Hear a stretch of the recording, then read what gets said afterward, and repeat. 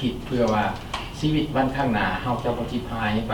ชีวิตที่วิญญาณของพวกเฮาจะไปถึงจุดหมายคือแผ่นดินสวรรค์ของพระเจ้าเนาะ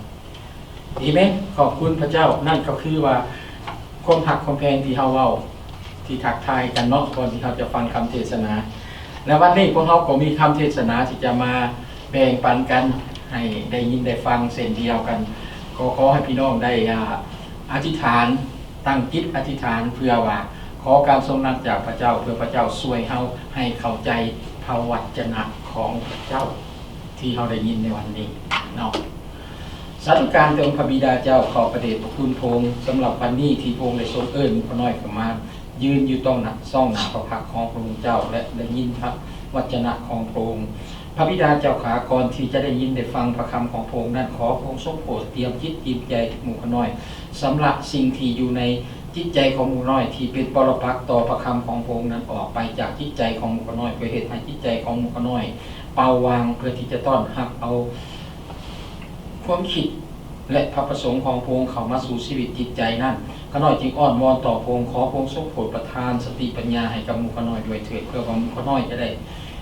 นำใช้สติปัญญานี้ให้เข้าใจถึงแกนแท้ธรรมของพระองค์ที่ต้องการอยากจะเว้าอยากจะซี่เนี่ยและมีจุดประสงค์ในชีวิตของหมู่ข้าน้อยในวันนี้เพื่อหมู่ข้าน้อยจะได้เข้าใจอย่างลึกซึ้งฉะนั้นหมู่ข้าน้อยจึงฝากสิ่งนี้ไว้ในพระหัตถ์ของพระองค์เจ้าสำหรับตัวหมู่ข้าน้อยเองผู้ที่จะกล่าวพระวจนะก็เช่นเดียวกันพระบิดาเจ้าข้าขอพระองค์ทรงโปรดประทานองค์พระวิญญาณบริสุทธิ์ของพระองค์นั้นสวมทับอยู่ในชีวิตจิตใจของข้าน้อยและให้สติปัญญากับข้าน้อยให้ความกล้าหาญกับข้าน้อยเพื่อว่าข้าน้อยจะได้ชี้แจงและกล่าวในการอธิบายถอยพระคำทุกอย่างเพื่อให้ชัดเจนและให้พี่น้องหมู่ข้าน้อยได้เข้าใจหลายขึ้นพระบิดาเจ้าข้าฉะนั้นข้าน้อยจึงอ้อนวอนต่อพระองค์ขอให้พระองค์ทรงโปรดให้คำเว้าทุกคำที่ข้าน้อยกล่าวออกไปนี่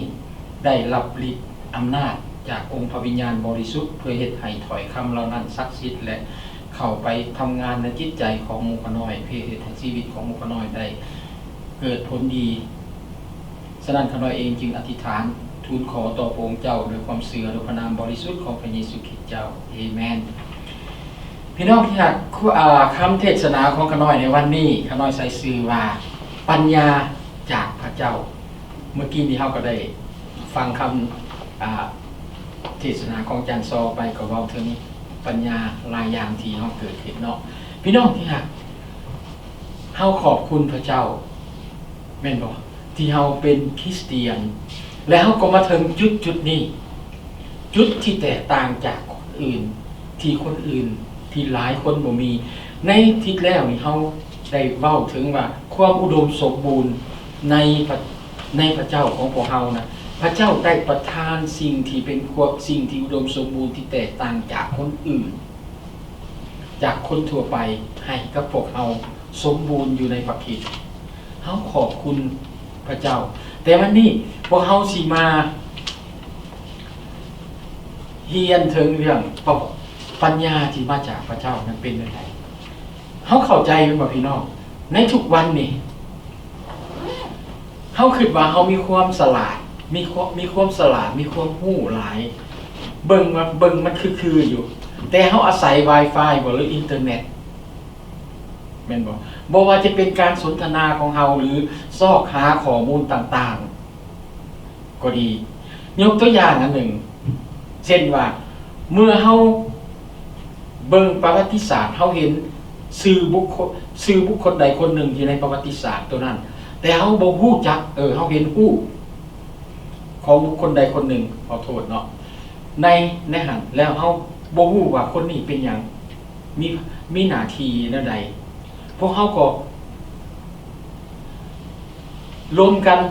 แล้วก็เฮ็ดหยังก็เบิ่งหน้ากันไปซื่อๆว่าเฮาบ่ได้ข้อมูลมาทั้งหมดแต่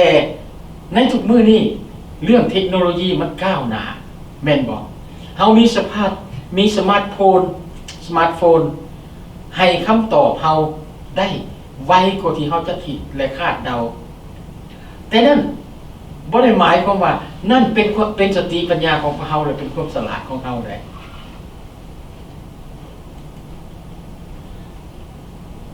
ถึงว่า เขาจะได้ข้อมูลมา แล้วมันก็ยังสรุปได้อีกว่าโดยสรุปได้ว่าตัวเขาเองนะได้อิงใส่สิ่งที่เขาเห็นและประสบการณ์คือเขาใส่ความรู้ของคนอื่นมาเห็นบอกตัวอย่างอันหนึ่งใน4 คนอเมริกาเสือว่าดวงอาทิตย์หมุนอ้อมโลกนี้และการสำรวจหนึ่งพบว่า 34% ของคนในหลายพันในอันนั้นหลายปีพันมาก่อนนะคนโบราณเอานะข้าเจ้าเชื่อว่าโลกนี่เป็นภาพเพียงไปบ่ได้ถือว่าโลกเขานี่เป็นโลกกลมเพราะว่าเขามองเห็นอนันดาว่าเขาสามารถเบิ่งไกลได้ไปทางไกลได้เขาเห็นจุดสุดสายตาของเขาและเขาบ่ได้เห็นมันเป็นเคิร์ฟเห็นบ่แต่สิ่งนั้นมันก็สรุปได้ว่ามันบ่แม่นความฉลาดของเฮาแต่มันยังขาดความปัญญาที่แท้จริงเฮาขอบคุณพระเจ้าที่พระเจ้าได้เอิ้นพวกเฮาให้เขามาเป็นไผพลของพระองค์และพระองค์ก็บ่ได้ปะทิ่มเฮาไว้ให้โดดเดี่ยวเพื่อให้เฮาฮู้ความจริงอันใดคือความจริงและอันใดคือปัญญาพระเจ้าได้ประทานแรงปัญญาที่ยิ่งใหญ่ที่สุดให้แก่ผู้ที่ติดตามพระองค์พระวิญญาณบริสุทธิ์ของพระองค์พวกเฮาบ่จำเป็นต้องคาดเดาว่าพระวิญญาณนำพาพวกเฮาในสิ่งที่สำคัญอันใดและพระวิญญาณจะบ่นำพาเฮาไปทางที่บ่ถูกต้องพระวิญญาณของพระเจ้าจะนำพาเฮาไปในสิ่งที่สำคัญแท้ๆดังนั้นผู้ที่เชื่อมีปัญญาของพระเจ้าเพราะว่าพวกเฮามีพระวิญญาณของพระเจ้าให้พวกเฮาเบิ่งประธรรมร่วมกันอยู่ในหนังสือ1 โครินธ์บทที่ 1 ข้อที่20ข้อที่25ได้ว่าตรงใดถ้าพี่น้องมีปึ้มพระคัมภีร์เชิญชวนพี่น้องเปิดปึ้มพระคัมภีร์ของพี่น้องไปเนาะถ้าเห็นแล้วก็ติดตามไปขน้อยจะเป็นคนอ่านเนาะ1 โครินธ์บทที่ 1 ข้อที่25ได้ว่าดังนี้คนมีปัญญาอยู่ไสนักธรรมอยู่ไสนักโต้ตอบปัญหาสมัยนี้อยู่ไสพระเจ้าบ่ได้ทรงกระทำให้ปัญญาของโลกกลายเป็นความโง่หรือเพราะตามพระสติปัญญาของพระเจ้าทรงเห็นว่ามนุษย์บ่สามารถรู้จักพระเจ้าได้โดยปัญญาของตนเองพระเจ้าจึงชอบพระทัยทรงโปรดคนทั้งหลายที่เชื่อนั้นให้พ้นด้วยคำเทศนาเรื่องที่เขาถือว่าโง่ฝ่ายพวกยิวก็ขอเห็นการสำคัญและพวกต่างชาติก็ซอกหาปัญญาแต่พวกเฮาประกาศเรื่องพระคริสต์ผู้ทรงถือครึ่งไว้ที่ไม้กางเขนนั้นอันเป็นสิ่งที่พวกยิวสูญสะดุดและเป็นเรื่องที่พวกต่างชาติถือว่าโง่แต่คนทั้งหลายที่พระเจ้าทรงเอิ้นไว้แล้วนั้นทั้งคนยิวกับคนต่างชาติก็ถือว่าพระคริสต์เป็นฤทธิ์อำนาจและพระสติปัญญาของพระเจ้าด้วยว่าความโง่ของพระเจ้าก็ยังฉลาดกว่าปัญญาของมนุษย์และความอ่อนแอของพระเจ้าก็ยังเข้มแข็งกว่ากำลังของมนุษย์พี่น้องในคำเทศนาอาทิตย์ที่ผ่านมาเฮาได้เห็นสิ่งหนึ่งอยู่ในหันที่เป็นสิ่งที่สำคัญสำหรับชีวิตคริสเตียนแม่นหยังพี่น้องเห็นบ่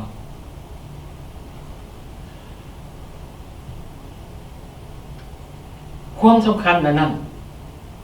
ของคริสเตียนแม่นการมีสายสัมพันธ์กับผู้เชื่อคนอื่น และสิ่งนี้ก็บ่เป็นทางที่พวกเขาเลือก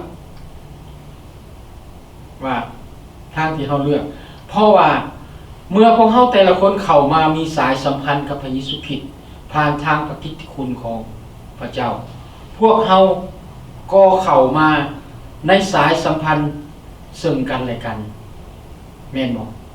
ผิดแล้วนี่เฮาเว้าการสามัคคีธรรมร่วมกันเฮาศึกษาพระกิตติคุณพระวจนะคำของพระเจ้าร่วมกัน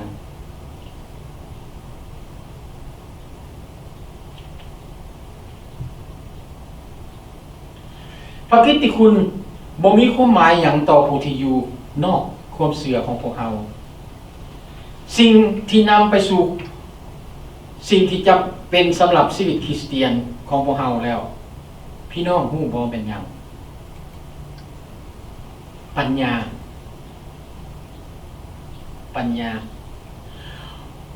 พวกเราต้องการปัญญาของพระเจ้าเพื่อช่วยเราให้เข้าใจและปฏิบัติตามสิ่งต่างๆที่พระเจ้าได้กล่าวไว้ตัวอย่างทุกคนสามารถฮู้สิ่งต่างๆเกี่ยวกับพระเจ้าได้พวกเขาเอิ้นว่าสิ่งนั้นสิ่งนี้ว่าเป็นการเปิดเผยทั่วไป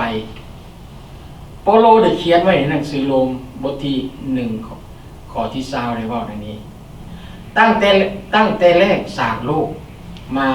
สภาพที่บ่ปรากฏของพระเจ้าคือฤทธานุภาพอันถาวรและความเป็นพระเจ้าของพระองค์ก็ปรากฏแจ้งในสรรพทุกสิ่งที่พระองค์ได้ทรงสร้างขึ้นทุกสิ่งอย่างได้เปิดเผยให้เห็นถึงเรื่องของพระเจ้าเห็นบ่การรู้จักพระเจ้าอย่างที่แท้จริงคือการรู้จักพระองค์อย่างใกล้ชิดและต้องการสติปัญญาที่เหนือกว่าความคิดของพวกเราถึงได้ความคิดของพระเจ้า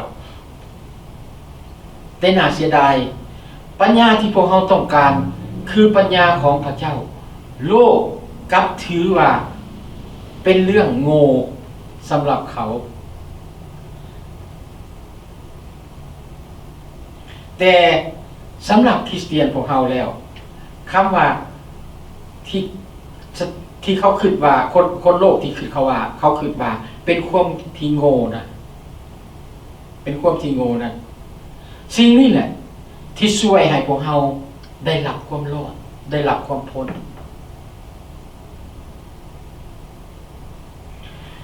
โปโลได้ยกตัวอย่าง2อย่างเกี่ยวกับวิธีที่โลกเบิ่งพระกิตติคุณของพระเจ้าเว้าถึงเรื่องชาวกรีกจักรพรรดิโรมได้รับเอาอิทธิพลอย่างหลวงหลายจากวัฒนธรรมของกรีกซึ่งเป็นวัฒนธรรมที่มีความภาคภูมิใจในนักปรัชญาการมีความรู้ของเขาเจ้าเมื่อโปโลเข้าไปในเมืองเอเธนแรงที่มาของอิทธิพลและวัฒนธรรมของชาวกรีกโปโลพบอันใดทางบันทึกไว้ว่า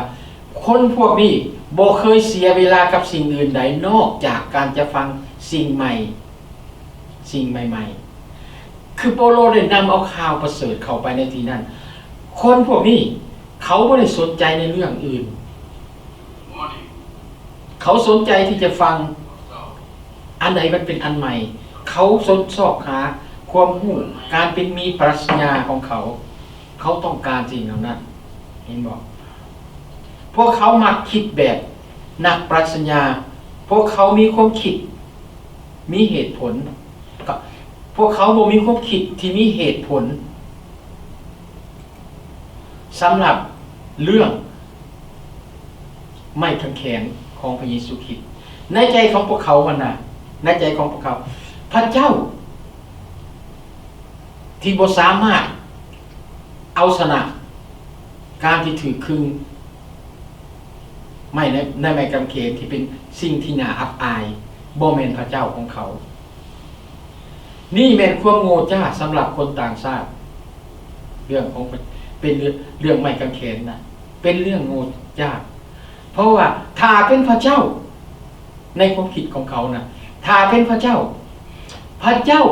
จะนิรมิตเหตุอันใดก็ได้แต่สำหรับคริสเตียน เฮาได้สติปัญญาจากพระเจ้าเฮาขอบคุณองค์พระเยซูคริสต์ผู้ที่เสียสละพระกายของพระองค์เองเพื่อพวกเฮาถ้าพระองค์บ่สละสิ่งเหล่านั้นพระองค์เห็นแก่ตัวเองใช้ฤทธิ์อำนาจของพระเจ้าแก้ไขปัญหาเรื่องการอับอายและการที่บ่เอาชนะต่อความตายนะพวกเฮาบ่มีทางรอดเลย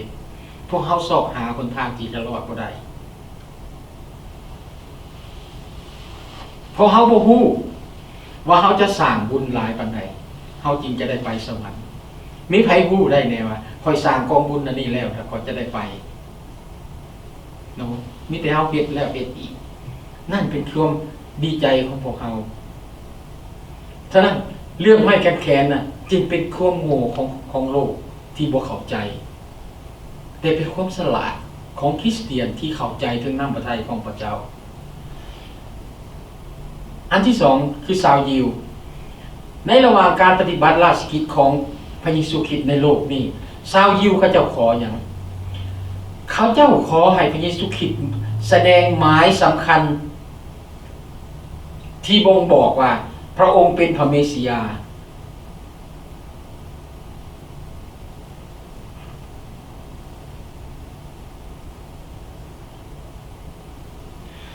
การอัศจรรย์หลายอย่างที่พระเยซูเห็นนะเขาไม่ได้สนใจเขาอยากเห็นหมายสำคัญชาวยิวต้องการให้พระองค์ปฏิบัติตามความต้องการถ้าพระองค์เป็นพระเมสสิยาที่แท้จริงจะบ่เฮ็ดสิ่งที่พวกเขาขอพิสูจน์เบิ่งมาความคิดของเขาแม่นบ่แทนที่จะเป็นแนวนั้นพระองค์บ่ได้เฮ็ดสิ่งที่พระเยซูคริสต์ได้เฮ็ดคือการที่พระองค์ถูกขึงตายทั้งไม้กางเขนและเป็นกำหนดหมายอย่างชัดแจ้งผู้ใดที่ถูกแขวนไว้ทั้งต้นไม้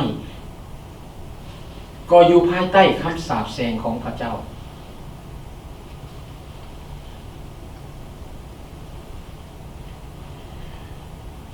ความจริงอันนี้มันเป็นอุปสรรคต่อชาวยิวเขาบ่ยอมรับแนวความคิดแบบนี้บ่มีการเปลี่ยนแปลงชาวมุสลิมนับถือพระเยซูคริสต์โดยถือว่าพระองค์เป็นหยังเป็นศาสดาจารย์คนหนึ่งเคียงคู่กับพระอรหันต์ของเขาเขานับถือพระเยซูคริสต์คือกับเขาเห็นอับราฮัมโมเสสและดาวิดพวกเขาขีดเส้นกั้นของเขาไว้เกี่ยวกับเรื่องไม้กางเขนของพระเยซูคริสต์เขาบ่ยอมรับว่ามันเป็นเรื่องว่ามันเป็นไปบ่ได้สำหรับศาสดาจารย์ที่พวกเขาหักจะต้องถือดูถูกและถือประหารชีวิตความคิดของเขาการที่จะให้พระที่เขาหักที่เขานับถือนั่นต้องครึ่งถือไม้กางเขนนั่นมันบ่จำเป็นเลยพระของเขาจะบ่เป็นดังนั้นเป็นแบบนั้นดังนั้นพระกิตติคุณของพระเจ้าจึงถูกปฏิเสธเพราะมันบ่สอดคล้องกับความคิดของพวกเขานี่แม่นเหตุผลที่อยู่เบื้องหลังว่าเป็นหยังคนจำนวนหลายจึงหับเอาความสมรู้ร่วมคิดกับพวกที่คิดแบบเฮาเว้าเมื่อกี้นี้พวกชาวยิวนะเขายอมรับบ่ได้หลายคนก็ยอมรับบ่ได้ฉะนั้นเฮาเห็นประจักษ์ตาแจ้งแจ้งคริสเตียนของพวกเฮาหลายคนเข้ามาเชื่อในองค์พระเยซูคริสต์แต่หลายคนเชื่อในสายศาสนาบ่ได้เชื่อในความเป็นพระเจ้าของพระเจ้าเห็นบ่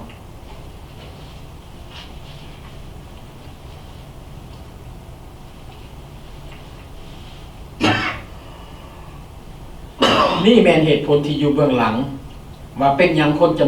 ำนวนหลายจึงหับเอาการสมรู้ความคิดแนวนั้นเพราะพวกเขายอมหับว่าบางสิ่งบางอย่างเป็นความจริงหรือบ่เป็นความจริงได้ง่ายเพราะมันสอดคล้องกับสิ่งที่พวกเขาเชื่ออยู่แล้วพวกเขามีการวินิจฉัย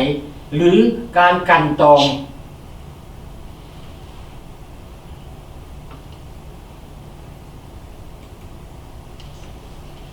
ความคิดเห็นของพวกเขาเอง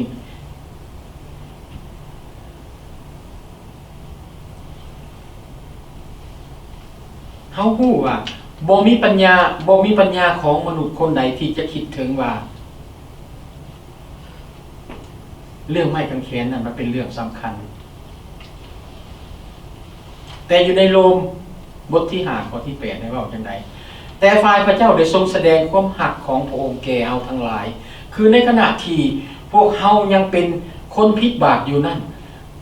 พระคริสต์ได้สิ้นพระชนม์แทนเฮาทั้งหลายแล้วพี่น้องนอกเหนือจากคริสเตียนพวกเฮาที่จะคิดแนวนี้ออกไปเนี่ยถามมึงดูที่ข้างนอกเขาเจ้าคิดแนวนี้บ่เขายังบ่ทันได้เข้าใจถึงเรื่องไม้กางเขนคักแน่ครับว่ามันเป็นหยังย้อนหยังย้อนเขาเจ้าบ่ได้มีสติปัญญาตัวนี้เขามีแต่ความรู้เขาได้ยินความรู้จากคนอื่นเมื่อคนอื่นถือปฏิเสธต่อถือปฏิเสธเว้าถึงเรื่องการปฏิเสธของเรื่องของไม้กางเขนของพระเยซูคริสต์แล้วโอ้พระเยซูคริสต์ตายถึงไม้กางเขนนี่ว่าสิเป็นพระเจ้าของเขาก็คืออย่างเดียวกันเฮ้ยเป็นไปบ่ได้พระเจ้าผู้ที่มีฤทธิ์อำนาจสูงสุดผู้ที่ยิ่งใหญ่ที่มาให้มนุษย์ครึ่งไว้ถึงไม้กางเขนให้ตาย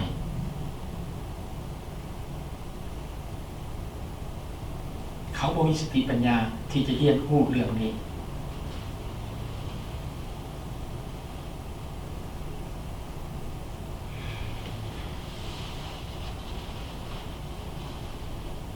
เกี่ยวกับเรื่องไม้กางเขน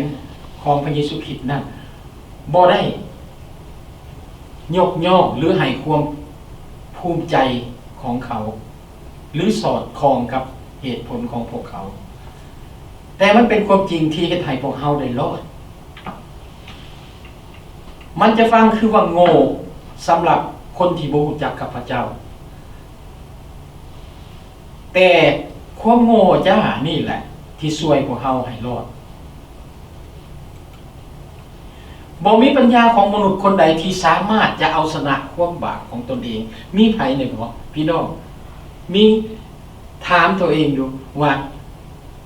ในตัวของเราเองนะเราสามารถเอาชนะความบ่ดีของเราได้บ่มีแต่เราปกปิดความบ่ดีของเราไปเฮ็ดพลาดมาเราบ่ยอมให้คนอื่นได้เห็นนำเราเก็บกรรมมันไว้อยู่นะครับเราเอาชนะมันบ่ได้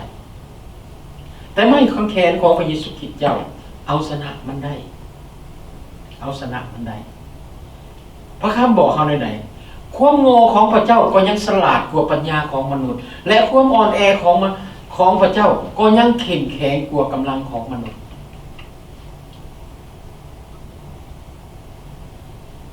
ถ้าเขาฟังเบิ่งรับตาเบิ่งเมื่อเว้าพระคำขอนี้แล้วเขารับตาเบิ่งไม่กางเขนของพระเยซูคริสต์เขาลองขึ้นเบิ่งถ้าเขาคิดในทางตรงกันข้ามแบบมนุษย์ธรรมดาที่บ่ได้เข้าใจถึงสติปัญญาของพระเจ้าบ่ได้เข้าใจถึงพระประสงค์ของพระเจ้าเขาจะบ่เห็นสิ่งเหล่านั้นและผู้ที่จะเข้าใจและเห็นสิ่งเหล่านั้นได้นอกจากใครนอกจากคริสเตียนผู้ติดตามพระกิตติคุณของพระเจ้าแต่ผู้นั่งอยู่ในโบสถ์มาสามัคคีธรรมโดยบ่เอาใจใส่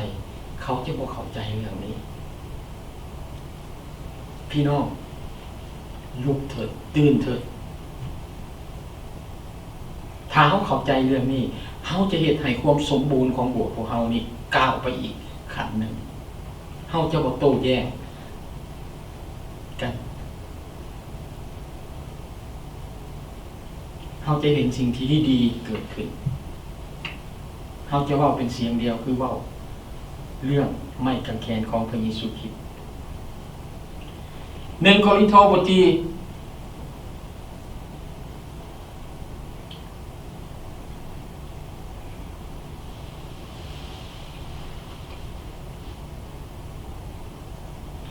1 โครินธ์บทที่2ข้อ9หาข้อที่11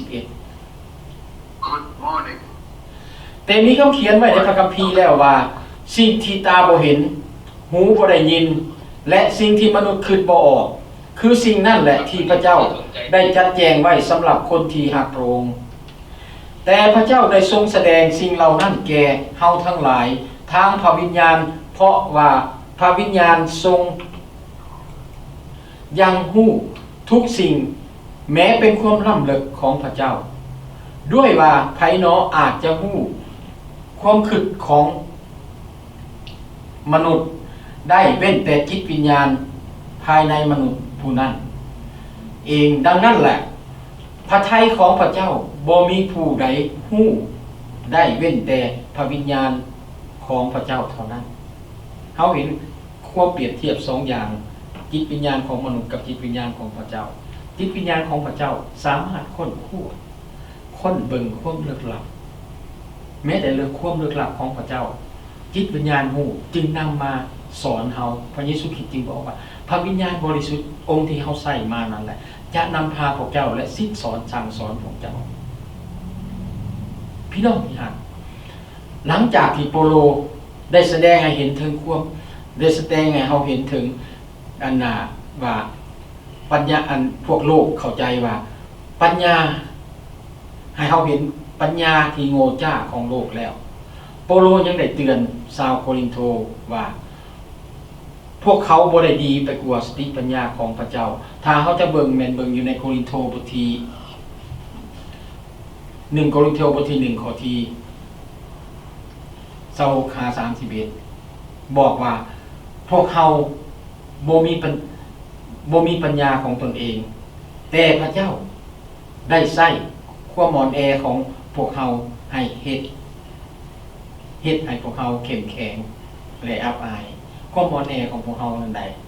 คือเฮาบ่ยอมคือเฮายอมรับตัวเองว่าเฮาบ่สามารถที่จะช่วยเหลือตัวเองได้ที่จะให้เฮาไปถึงความรอดของพระเจ้านั้นเฮาต้องได้พึ่งพาสติปัญญาของพระเจ้า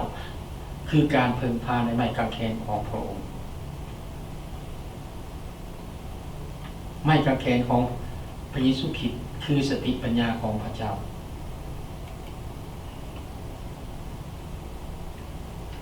ปัญญาของพวกเราอยู่ในพระคริสต์โปโลได้เว้าถึงตัวเองว่าได้เว้าถึงทานเองว่าการประกาศคำพยานของพระเยซูคริสต์โปโลสังเกตเห็นว่าทานบ่ได้ประกาศด้วยถ้อยคำที่น่าฟังที่น่าดึงดูดจิตใจด้วยสติปัญญาอันลักแหลมของตัวเองด้วยปัญญาลักแหลมของมนุษย์ปัญญาของคนต่างชาติและปัญญาของชาวยิวปัญญาของโปโลหรือปัญญาของพวกเขามันบ่สำคัญพี่น้องเพราะว่าบ่มีแหล่งข้อมูลที่จะวัดแทกสติปัญญาเหล่านี้ได้สิ่งที่ตาบ่เห็นหูบ่เคยได้ยินและสิ่งที่มนุษย์คิดบ่ออกพระเจ้าได้เกียมสิ่งเหล่านี้ไว้เพื่อสำหรับผู้ที่รักพระองค์พี่น้องลองคิดเบิ่งดูในเมื่อก่อนเขาคิดได้บ่ว่าการสิ้นพระชนม์ของพระเยซูคริสต์นั้นเป็นทางรอดของพวกเขา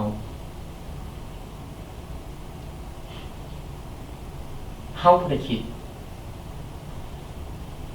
แต่เมื่อเขามาอยู่ในองค์พระเยซูคริสต์เขามาถึงจุดนี้จุดที่เขาได้รับสติปัญญาจากองค์พระผู้เป็นเจ้านั้นเฮ็ดให้เขาเข้าใจเมื่อเขาเว้าเขาเห็นตัวนี้เขาเบิ่งในคำเว้าตัวนี้เขาเบิ่งโปโลเว้าคล้ายคือกันกับเอสยาห์บทที่64ข้อ4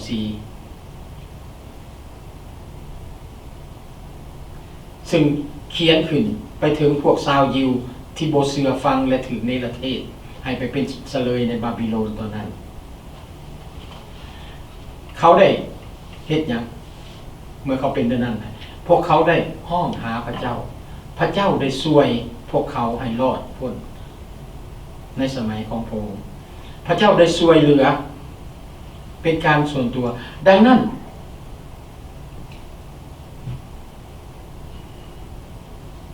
มันจึงเป็นเรื่องแปลกสำนี้กับของนั้นคนในสมัยโบราณและเอสยาเองก็ยอมหักในเรื่องนี้ได้เขียนไว้ในคัมภีร์ได้เขียนไว้บอกเขาว่าบ่มีผู้ใดได้ยินหรือฮู้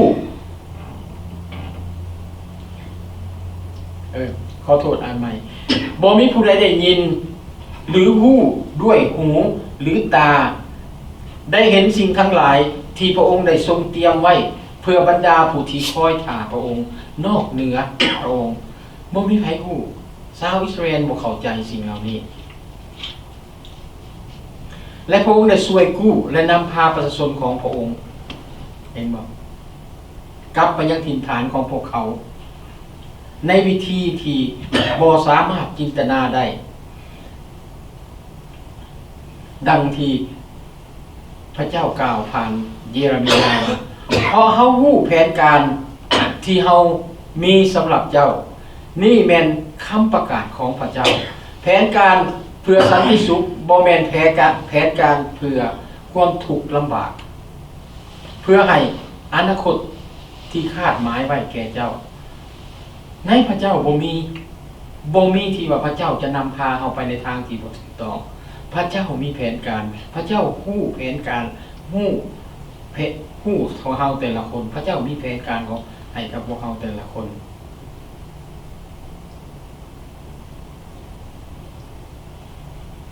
โปโลหับเอาความจริงของพระคำของพระเจ้าในพระคัมภีร์ภาคพันธสัญญาเดิมและนำมาประยุกต์ใช้ในสมัยของพวกเราฉะนั้นเฮาจึงเห็นโปโลเว้าคำผ่านมาเมื่อกี้นี่มันจึงคล้ายคือกับอยู่ในเอสยาห์บทที่64ข้อ4ดังนั้นเหตุการณ์ที่บ่สามารถที่จะจินตนาการได้นั้นบ่แม่นการปลดปล่อยจากการเนรเทศแต่มันเป็นการปลดปล่อยจากบาปเข้าสู่ชีวิตพระเจ้าได้กะเกียมยังไว้สำหรับผู้ที่พระองค์หักพี่น้องฮู้บ่พระเจ้าได้ฮู้หยังสิ่งเหล่านี้เฮาผ่านมาแล้วเฮาได้มีประสบการณ์กับมันแล้วพระเจ้ากะเกียมสิ่งต่างๆเหล่านี้ไว้สำหรับผู้ที่พระองค์หักพระองค์ให้อภัยให้ชีวิตใหม่ให้ความหวังและชีวิตนิรันดรทั้งหมดนี้ได้มาจากไสได้มาผ่านทั้งไม้กางแขนและการฟื้นคืนพระชนของพระเยซูคริสต์ถามแน่ไผคิดได้แบบนั้นไผคิดได้แบบนั้นแม้แต่ตัวเฮาเองก็ยังสามารถตอบได้ในเมื่อก่อนที่เฮายังบ่ทันได้รู้จักกับองค์พระเยซูคริสต์เจ้าเฮายังบ่มีความคิดแบบนี้แต่ในเวลานี้เฮาขอบคุณและสรรเสริญจิตใจที่ยิ่งใหญ่ขององค์พระเยซูคริสต์ที่ยอมเสียสละพระกายของพระองค์เพื่อไถ่แทนความบาปของพวกเฮาเพื่อเอาความบาปออกจากเฮาเพื่อเฮ็ดให้ชีวิตจิตวิญญาณของพวกเฮาได้รอดเห็นบ่มีใครในคิดแบบนี้บ่มี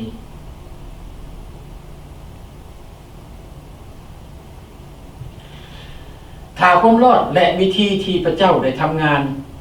อยู่เหนือจินตนาการหรือวิธีคิดของพวกเราจะฮู้สิ่งเหล่านี้ได้แนวใดถ้าเขาเข้าใจกันนะแล้วเขาจะฮู้สิ่งเหล่านี้ได้พระเจ้าได้เปิดเผยสิ่งเหล่านี้ให้พวกเราฮู้โดยทางพระวิญญาณเคียงคู่กับพระบิดาและพระเยซูคริสต์พระวิญญาณบริสุทธิ์แม่นไผพระวิญญาณบริสุทธิ์แม่นพระเจ้าในฐานะเป็นส่วนหนึ่งของพระเจ้าตรีเอกานุภาพพระเจ้าบ่ได้เป็นผู้เล็กพระวิญญาณบริสุทธิ์บ่ได้เป็นผู้เล็กน้อยพระองค์มีฤทธิ์อำนาจและยังรู้ทุกอย่างถึงแม้ว่าพระองค์จะทำงานในแต่ละภาคส่วนแต่ยังเป็นพระเจ้าองค์เดียวกันอันหนึ่งอันเดียวกัน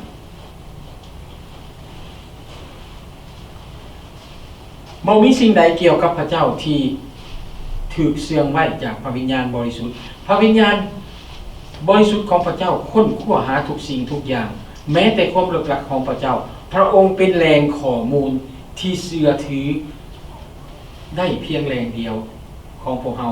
สำหรับความเข้าใจเรื่องพระเจ้าเราจะเอาความเข้าใจของเราเรื่องพระเจ้าไปค้นหาจากที่อื่นบ่ได้พี่น้องเราสิไปค้นเอาอยู่ในอินเทอร์เน็ตก็บ่ได้เราต้องติดตามพระกิตติคุณของพระเจ้าและพระวิญญาณบริสุทธิ์ของพระเจ้าเมื่อเราอ่านเรา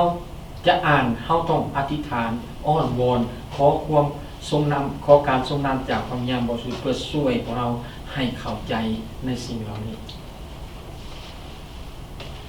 1 โครินธ์บทที่2ข้อที่12หา16เว้าดังนี้เฮาทั้งหลายบ่ได้รับวิญญาณของโลกแต่ได้รับวิญญาณซึ่งมาจากพระเจ้าเพื่อเฮาทั้งหลายจะได้รู้ถึงสิ่งต่างๆที่พระเจ้าทรงโปรดประทานแก่พวกเฮานั้นเฮาบ่ได้กล่าวสิ่งเหล่านี้ด้วยถ้อยคำซึ่งปัญญาของมนุษย์สอนไว้แต่ด้วยถ้อยคำซึ่งพระวิญญาณได้ทรงสอนคือเฮาได้อธิบายความหมายของเรื่องฝ่ายวิญญาณให้คนที่มีพระวิญญาณฟังแต่มนุษย์ที่มีจิตใจธรรมดาจะรับสิ่งเหล่านี้ซึ่งเป็นของพระวิญญาณแห่งพระเจ้าบ่ได้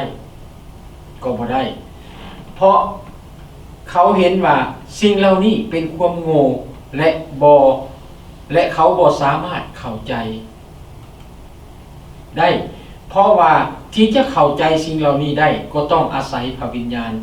แต่ผู้ที่อยู่ฝ่ายพระวิญญาณก็สังเกตรู้สิ่งสารพัดได้แต่บ่มีไผสังเกตรู้ใจผู้นั้นได้ด้วยว่าผู้ใดหนอจะรู้จักพระทัยขององค์พระผู้เป็นเจ้าจึงจะสั่งสอนพระองค์ได้แต่ฝ่ายเฮาทั้งหลายก็มีพระทัยของพระคริสต์พี่น้องก่อนที่พวกเราจะค้นคว้าความจริงอันที่มหัศจรรย์ของเรื่องของพระวิญญาณบริสุทธิ์ที่ประทานสติปัญญาของพระเจ้าให้กับพวกเรานั้นให้พวกเราทำความเข้าใจในคำศัพท์ที่โปโลเว้าซ้ำแล้วซ้ำอีกในคำที่ว่าฝ่ายจิตวิญญาณ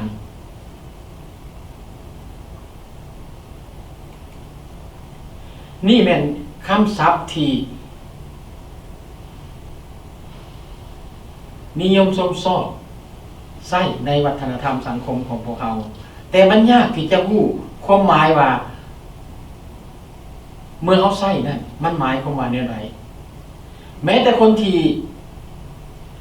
บ่ได้อยู่ในศาสนาเขาก็เว้าข่อยบ่เป็นคนศาสนา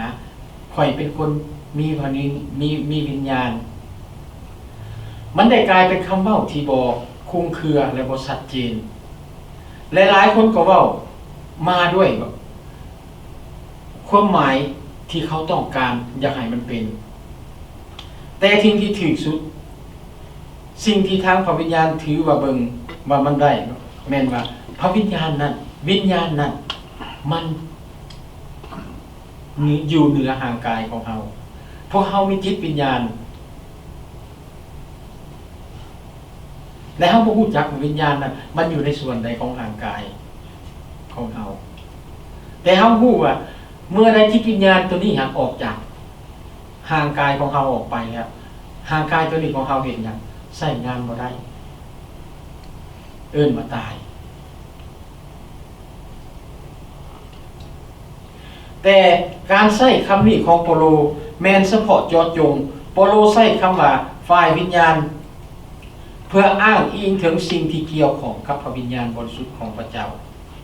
โดยมีคำนิยามว่ามีแต่พระวิญญาณบริสุทธิ์เท่านั้นที่สามารถเข้าใจเรื่องพระวิญญาณบริสุทธิ์ได้อย่างถูกต้องหรือว่าอีกอย่างหนึ่งมีแต่พระวิญญาณบริสุทธิ์ของพระเจ้านั้นที่สามารถเข้าใจวิญญาณจิตของมนุษย์ได้อย่างถูกต้อง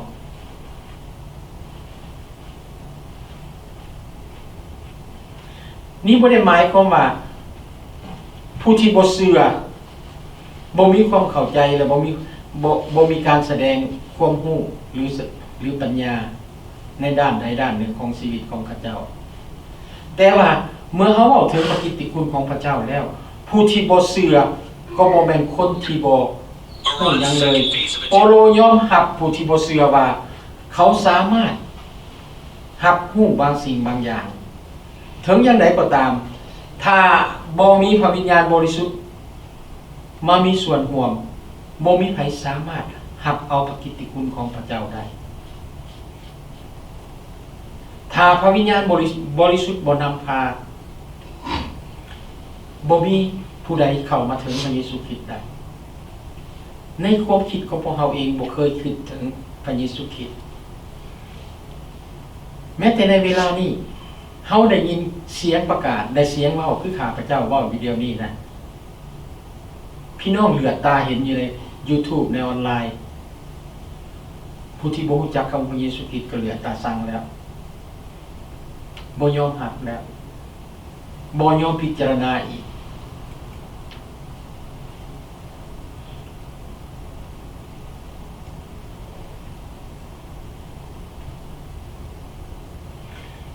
ดังนั้น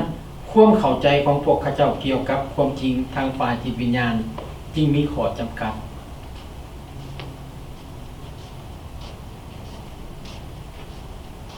ส่วนพวกเราให้พระวิญญาณบริสุทธิ์ของพระเจ้าเข้ามาในชีวิตของพวกเราเข้ามาตอนไหนพี่น้องเข้ามาในไหนเมื่อพวกเราตัดสินใจต้อนรับองค์พระเยซูคริสต์เฮาเชื่อศรัทธาในองค์พระเยซูคริสต์พระองค์ช่วยพวกเราให้ได้รับความพ้นพระองค์ประทานพระวิญญาณบริสุทธิ์ให้กับพวกเราเห็นบ่เมื่อเฮามีสายสัมพันธ์กับองค์พระเยซูคริสต์เฮาได้รับพระวิญญาณบริสุทธิ์ของพระเจ้าโปโลบอกไว้ในไหนพวกเจ้าก็บ่อยู่ฝ่ายมนุษย์แต่อยู่ฝ่ายพระวิญญาณแต่ถ้าผู้ใดบ่มีวิญญาณของพระคริสต์ผู้นั้นก็บ่เป็นของพระเจ้าเห็นบ่ฉะนั้นยาก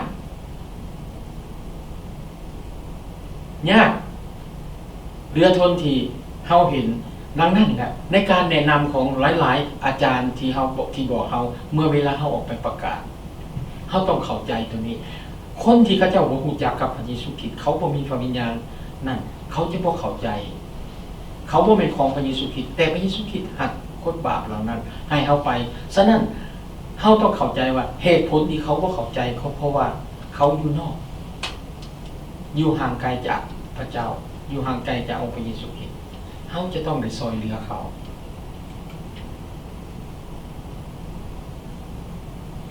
การมีขาสายสัมพันธ์กับพระคริสต์และการประทับอยู่ของพระวิญญาณบริสุทธิ์เมนเคียงคู่กันไปถึงอย่างใดก็ตามนั่นบ่ได้หมายความว่าปัญญาและการตัดสินที่มาจากพระวิญญาณบริสุทธิ์จะเฮ็ดเวียกโดยอัตโนมัติและเฮ็ดได้อย่างชัดเจนในชีวิตของพวกเฮาเปาโลเว้าถึงผู้ที่เชื่อที่มีพระวิญญาณบริสุทธิ์ว่าฝ่ายเฮาจะเว้ากับเจ้าทั้งหลายเหมือนเว้ากับผู้ที่อยู่ฝ่ายวิญญาณแล้วบ่ได้แต่ต้องเว้ากับเจ้าเหมือนเว้ากับคนที่อยู่ฝ่ายมนุษย์ธรรมดาเหมือนกับพวกเจ้าเป็นเด็กอ่อนในพระคริสต์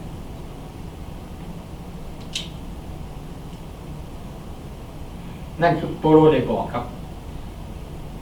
คนทั้งหลายและเปาโลก็ยังบอกอีกบอกชาวเอเฟโซว่าจังไดอย่าเมาเหล้าแวงซึ่งนำไปสู่การดำรงชีวิตที่ขาดการระมัดระวังแต่จงเต็มไปด้วยพระวิญญาณถ้าเฮาเมาบ่ว่าแต่เมาเหล้าแวงหรือเมาอันอื่นก็ตามเมามัวในอันอื่นเฮาเห็นในโลกปัจจุบันของพวกเฮาพี่น้องคนพี่น้องของพวกเฮาที่อยู่ข้างนอกเป็นจังไดเมาน้ำสิ่งบางสิ่งบางอย่างจนเฮ็ดให้ชีวิตครอบครัวล่มเหลวไปย้อนการมัวเมาของเฮาย้อนขาดสติปัญญาบ่รู้จักพระเจ้า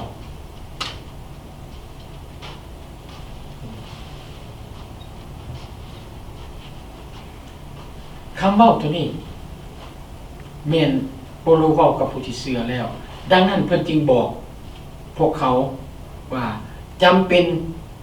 ต้องรับพระวิญญาณบริสุทธิ์คำสั่งดังกล่าวแม่นเพื่อให้พระวิญญาณบริสุทธิ์สถิตอยู่และควบคุมเฮ็ดให้เฮาและเพิ่มพูนทุกส่วนในชีวิตของพวกเราที่ขาดเกินพวกเขาจะบ่แสวงหาปัญญาทางอื่นเฮาจะต้องแสวงหาปัญญาของพระเจ้าอย่างแท้จริงเว้นเสียแต่ว่าพวกเขาได้รับสิทธิอำนาจถ้าเฮาบ่รู้จักเรื่องของสิทธิอำนาจของพระวิญญาณบริสุทธิ์พวกเขาก็บ่จะแสวงหาในนี้เฮาเห็นแล้วว่าสิทธิอำนาจของพระวิญญาณบริสุทธิ์เป็นอย่างไรเรื่องนี้แหละมันเป็นเรื่องที่สำคัญและมันเป็นการเริ่มต้นของสติปัญญา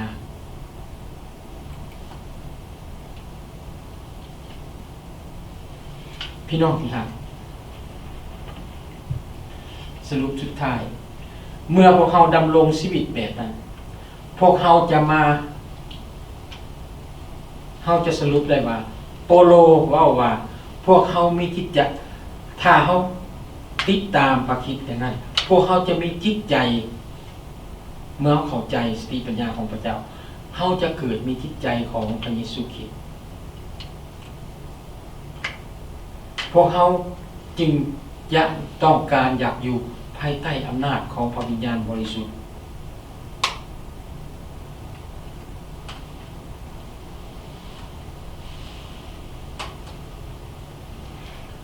พวกเขาเห็นทัศนะความเป็นจริงของพวกเขาในเวลาที่พวกเขาเติบใหญ่ในพระคริสต์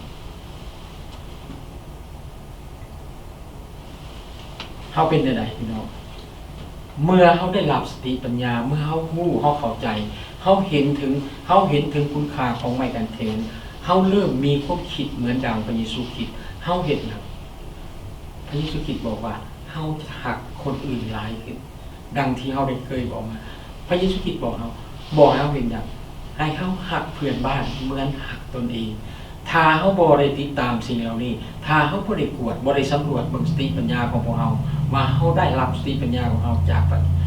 พระวิญญาณบริสุทธิ์ของพระเจ้าแท้จริงบ่หรือแบบไหนเขาจะตกล่องไปพี่น้องฉะนั้นอยากให้พี่น้องได้รับพระพรให้พี่น้องกวดเบิ่งสิ่งเหล่านี้และพี่น้องจะเห็นสิ่งที่ปรากฏขึ้นในจิตใจของพี่น้องคือพี่น้องหักคนอื่นและปรารถนาอยากให้คนอื่นได้มารู้จักกับองค์พระเยซูคริสต์เหมือนดังที่กับท่านได้รู้จักพระเยซูคริสต์อาเมนขอบคุณพระเจ้าขอพระเจ้าอวยพรสาธุการแด่พระบิดาเจ้าขอประเดชพระคุณสำหรับพระคำที่พระองค์ได้ทรงเยืองให้หมู่คนน้อยได้เห็น